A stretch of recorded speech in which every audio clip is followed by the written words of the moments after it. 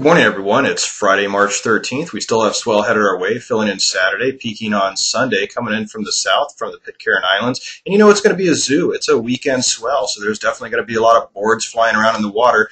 So I wanted to show you what's going on. Still have that moving in, but the problem with the winds that I talked about over the last few days, looks like we're still going to get an onshore flow, but it looks like the low pressure that would be causing this will stay farther to the north. And so that means that we're probably not going to see as brutal of winds as models were predicted about 24 to 48 hours ago. I want to show you also a few other things that are happening in the Pacific that could bring us some swell, but it's still out on the long range on some of this stuff, but wanted to give you kind of a sneak peek what's happening right now. This is what's going on with the models right now.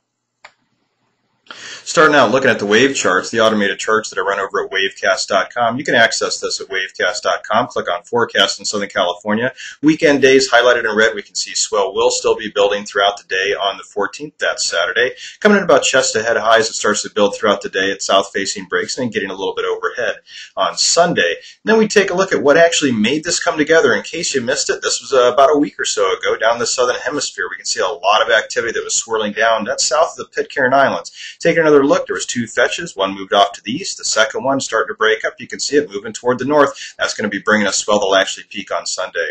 This is the wind chart, also automated over at wavecast.com. You can check out this at wavecast.com under the wind section. And the weekend days highlighted in red. And we can see that there's going to be somewhat of an offshore flow in the morning for Saturday, but quickly turning onshore as well. And then Sunday looks like it's going to calm down a little bit. And that's good news. This is what's happening on the models to show you what's going to change for the winds. You can see where Southern California is located on this relative vorticity model. That red, that's kind of an onshore effect. That's more low pressure. The blue would be more of a high pressure. You can see we've still got that bit of an onshore flow just wanting to weaken, high pressure wanting to come down into our area. As we move out in time, this is looking at more of like this afternoon. We can see that that red area is going to move farther south, a little bit of blue, that'd be negative vorticity moving more toward our way. And high pressure over in the Pacific is slowly starting to progress. But then when we start looking at Saturday, that's when things change just a little bit. See where Southern California is located once again.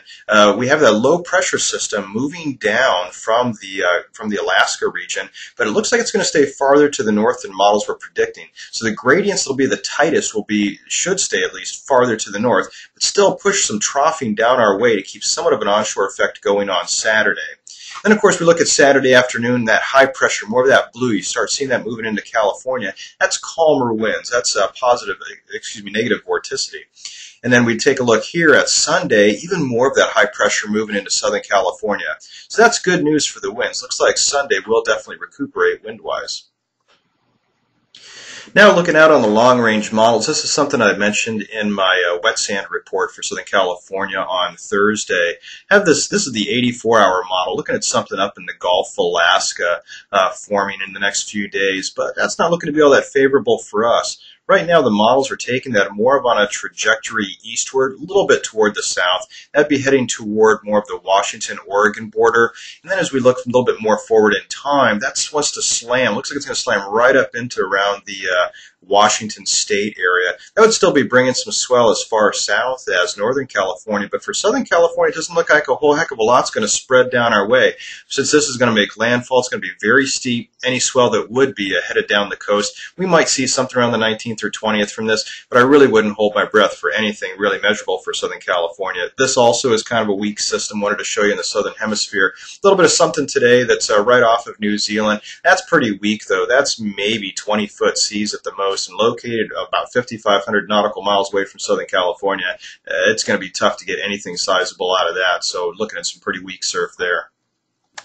So it looks like our weekend swell is going to be it for a while. This should last into early next week, and obviously it will be a zoo over the weekend, building throughout the day on Saturday, and then coming to its peak on Sunday. Possibly some wind issues on Saturday, but not as brutal as models were predicting just a few days ago.